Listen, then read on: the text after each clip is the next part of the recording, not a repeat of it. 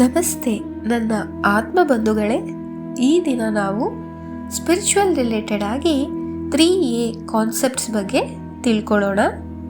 So ಮೊದಲನೇ A, acceptance, ಸ್ವೀಕಾರ. ಜೀವನದಲ್ಲಿ ಬಂದಿರುವುದನ್ನು ವಿರೋಧಿಸದೆ ಸ್ವೀಕರಿಸಿದಾಗ ಮನಸ್ಸಿಗೆ ಶಾಂತಿ ಬರುತ್ತದೆ. ಎರಡನೇ ಎ, ಅವೇರ್ನೆಸ್, ಜಾಗೃತಿ. ಈ ಕ್ಷಣದಲ್ಲಿ ಜಾಗೃತನಾಗಿರುವುದು ಆತ್ಮದ ಬೆಳವಣಿಗೆಯ ಮೊದಲ ಹೆಜ್ಜೆ. ಮೂರನೇ ಎ, ಅಲೈನ್ಮೆಂಟ್, ಸಮತೋಲನ. ಮನಸ್ಸು, ದೇಹ ಮತ್ತು ಆತ್ಮ ಒಂದಾಗಿ ಹೊಂದಿಕೊಂಡಾಗ ಜೀವನವೇ ಧನ್ಯವಾಗುತ್ತದೆ. ಈ 3 ಎಗಳು ಸೇರಿ ನಮ್ಮನ್ನು ಒಳಗಿನ ಶಾಂತಿಯ ಕಡೆಗೆ ನಡೆಸುತ್ತದೆ. ಧನ್ಯವಾದಗಳು.